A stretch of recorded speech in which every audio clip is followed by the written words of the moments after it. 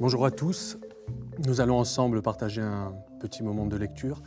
Quelques pages du roman Né d'aucune femme de Franck Bouys, édité chez La Manufacture de Livres.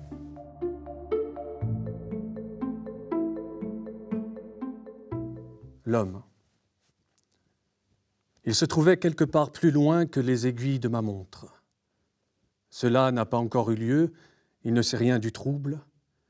Ce sont des odeurs de printemps suspendues dans l'air frais du matin. Des odeurs d'abord, toujours, des odeurs maculées de couleurs en dégradé de vert, en anarchie florale confinant à l'explosion. Puis il y a les sons, les bruits, les cris qui expriment, divulguent, agitent, déglinguent. Il y a du bleu dans le ciel et des ombres au sol qui étirent la forêt et étendent l'horizon. Et ce n'est pas grand-chose parce qu'il y a aussi tout ce qui ne peut se nommer, s'exprimer, sans risquer de laisser en route la substance d'une émotion, la grâce d'un sentiment. Les mots ne sont rien face à cela. Ils sont des habits de tous les jours qui s'endimanchent parfois afin de masquer la géographie profonde et intime des peaux. Les mots, une invention des hommes pour mesurer le monde. À l'époque, je m'attendais à plus rien dans ma vie. Taire les mots, laisser venir. Il ne resterait alors rien que la peau nue, les odeurs, les couleurs, les bruits et les silences. Ça faisait longtemps que je me racontais plus d'histoires. Les histoires qu'on raconte, celles qu'on se raconte, les histoires sont des maisons aux murs de papier et le loup rôde. J'avais renoncé à partir pour aller où d'abord ? Les retours ne sont jamais sereins, toujours nourris des causes du départ, que l'on s'en aille ou que l'on revienne, de gré ou bien de force, on est lourd des deux. Le soleil était en train de chasser la gelée blanche. Le soleil monstre suinte, duplique les formes qu'il frappe en traître, traçant les contours de grandes cathédrales d'ombre sans matière. C'est la saison qui veut ça. Je ne le voyais pas, comment j'aurais pu deviner ? Il connaît cet endroit autrement qu'en souvenir. Quelque chose parle dans sa chair, une langue qu'il ne comprend pas encore. Comment j'aurais pu imaginer qui il était ? Il est grand temps que les ombres passent aux aveux. L'enfant. Il s'avance dans le parc, pieds nus, bras légèrement décollés du corps, se tenant voûté, des marches faites d'hésitation, progressant droit devant, comme dans un corridor tellement étroit qu'il lui est impossible de dévier d'une ligne imaginaire. Il n'a pas encore 5 ans. Son anniversaire est dans 7 jours. La date est soulignée sur un calendrier dans le grand salon. Frêle silhouette réchauffée au rayon d'un soleil qu'on lui a toujours interdit pour préserver ta peau, répète la vieille dame sans plus d'explication. Mais les interdits ne sont-ils pas faits pour être franchis et même saccagés, piétinés, détruits, afin que d'autres apparaissent encore plus infranchissables et surtout plus enviables ? Il n'échappe pas à la règle en marchant dans l'allée. Au début, il grimace lorsque des graviers s'incrustent dans la tendre plante de ses pieds, puis il finit par ne plus rien sentir, trop accaparé par cette liberté dont il rêve à longueur de journée. Campé en temps normal derrière de grandes fenêtres closes, aux vitres parfaitement transparentes, donnant le change. Avec à la main un livre d'images ou quelque objet de nature à tromper son ennui. L'ombre des arbres ne l'atteint pas. Cela le rend heureux de sentir frissonner sa peau au contact d'une lumière sans filtre. Les femmes ne l'ont pas vu sortir de la vaste demeure aux allures de château. C'est la première fois qu'il échappe à leur vigilance. Il s'y est longuement préparé pour ne pas manquer son coup. Il ne se retourne pas, craignant de voir apparaître quelqu'un qui accourait vers lui, le visage barbouillé d'affolement, quelqu'un qui le sermonnerait et le ramènerait séance tenante dans ce ventre de pierre qui l'étouffe. Elle, la vieille dame. Alors il ne se retourne pas, invoque quelque dieu enfantin pour qu'il la tienne à distance, le temps qu'il accomplisse ce qui gonfle son cœur. Bien sûr, il est trop jeune pour concevoir l'espace et le temps, ne conçoit que la liberté est ce qui s'ouvre devant lui, une porte immense, sans battant, ni ferrure, ni gond, ni verrou, ni même l'ombre d'une porte. Il est presque arrivé, n'a plus qu'à tendre le bras pour ouvrir, une vraie celle-là, faite de bois solide. Mon Dieu, si tu me permets d'aller jusqu'à lui, je t'appartiendrai pour toujours. » Il en fait serment à voix haute. Et comme il s'apprête à pousser la porte, son cœur cesse de battre. Un bruit au-dessus, décuplé par la peur. Roucoulement. Ce n'est rien qu'un pigeon qui va et vient sur une dalle en quête de débris accumulés par la pluie durant la nuit. Son cœur pompe de nouveau le sang et le recrache bonifié. Le temps et tout ce qui se passe à l'intérieur prend un sens. Même le désordre a du sens. Il relève la clenche et tire la porte à lui de toutes ses forces, avec ses 2 petites mains aux ongles manucurés, de sorte à ménager un entrebâillement tout juste fait pour y glisser le profil de son corps. Il pénètre dans ce large couloir qui distribue une série de stalles faites de bardeaux dans leur partie inférieure, prolongées d'épaisses grilles en fer. Il en compte 8 au total. Émergeant de la pénombre floutée par la lumière du dehors, des chevaux s'ébrouent en regardant l'enfant d'un air hautain, quémandant pour la forme une mesure de fourrage par des mouvements de tête, plus curieux de l'apparition que de ce qu'ils pourraient obtenir d'elle, ne croyant pas vraiment qu'un si petit être puisse satisfaire leurs demandes.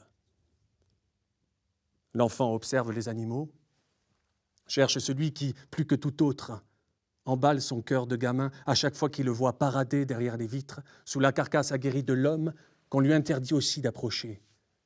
2 silhouettes épousées, convolant dans les allées du parc, l'une chérie et la seconde enviée. Le voici, animal vénéré. L'enfant laisse filer du temps. Il veut que le cheval le reconnaisse comme il l'a reconnu, lui, au premier regard, qui fit galoper son cœur jusqu'à l'épuisement, jusqu'à l'instant précis de la rencontre. Janus. Il sait son nom, car il a entendu prononcer par la vieille dame, le préféré de son fils, a-t-elle dit un jour en écrasant une larme vénéneuse. L'enfant attend encore une poignée de secondes. Une douce peur frémit sous sa peau, une de ces peurs délicates qui mènent à l'inconnu. Il ouvre la porte de la stalle, entre, la repousse et s'en tient là. Le cheval renacle, recule, se calme un peu et s'immobilise contre le mur du fond. Il ressemble à une pierre de jet enfoncée dans un banal rocher, une enveloppe démoniaque où brûlent des feux. L'enfant n'est rien face à l'animal, il le sait, et pourtant il marche vers lui. Ses pieds nus foulent la paille, maintes fois tassée par la bête prodigieuse, qui dresse fièrement la tête sans jamais la baisser tout à fait. Debout désormais sous la gorge, l'enfant lève un bras, le tend au maximum, et de la pointe des doigts ne parvient qu'à effleurer la naissance du poitrail. Janus, réputé pour sa fougue et sa part indomptable, héritage de la sauvagerie de ses ancêtres, soulève un sabot, le repose, et le soulève de nouveau, toujours plus haut, toujours plus fort, observant ardemment l'enfant. Et les martèlements dévorent l'espace qui les sépare à peine. Il ne s'agit pas d'exprimer une véritable colère, plutôt l'esquisse d'une puissance animale. À cet instant, l'enfant devrait être terrifié. Il ne l'est pas. Ses yeux brillent de fierté, déclament un bonheur silencieux, puis il baisse la tête, ferme les yeux, attend que naisse enfin l'inconcevable lien, le temps de donner à l'animal l'occasion de l'épargner ou de lui offrir le néant. Peu importe ce qui se passera ensuite, cela doit être.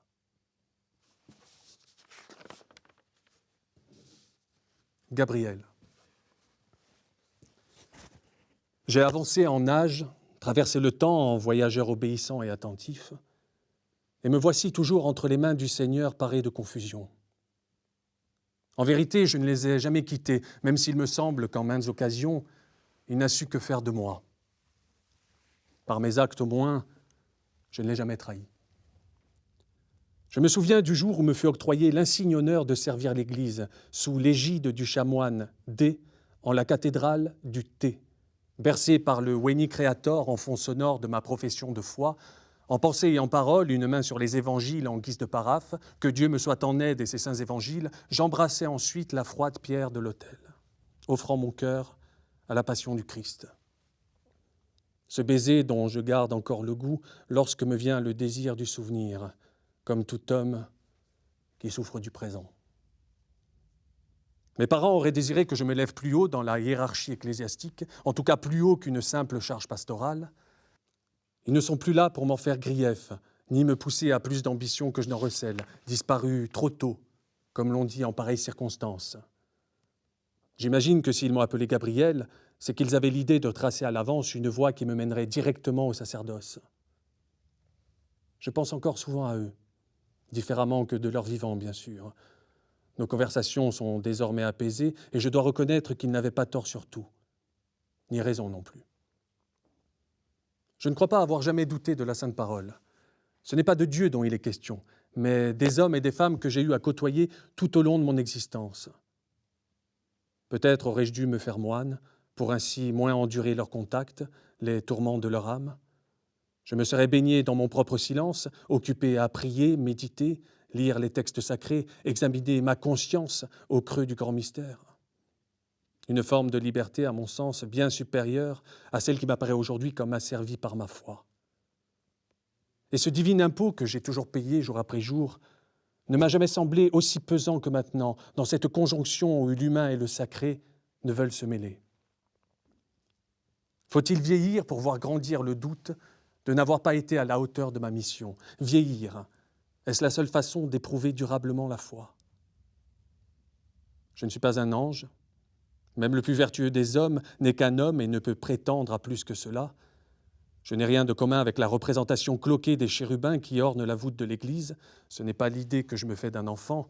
Ces petits anges qui perdent leurs ailes en grandissant, avec leur chevelure opulente, leur corps trop adulte, leur indécente nudité, ne ressemblent pas aux miens. J'attends chaque jour que la peinture s'effrite encore un peu et tombe en lambeaux. Je ne ferai rien contre. Je n'ai jamais voulu fouiller ce trouble.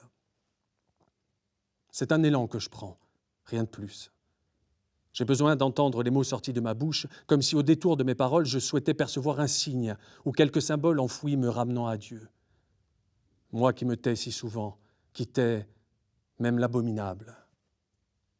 Parce que j'ai juré, oui, juré de m'alléger de ce corps terrestre afin d'épurer mon âme de tout le mal qu'il m'est confié, sans jamais m'absoudre de la souffrance d'autrui, comme cette terrible histoire que je garde en moi et qui me ronge depuis tant d'années, que je n'ai jamais pu partager avec quiconque, car pour cela, il m'aurait fallu un grand ami et n'être pas curé. Le dévouement que je porte au Seigneur étouffe les sentiments dont se parlent les gens de commune nature. Obligés par la foi, on ne peut pas offrir aux autres ce que l'on ne peut recevoir en retour. J'ai vu bien des humains ne pas survivre à ça.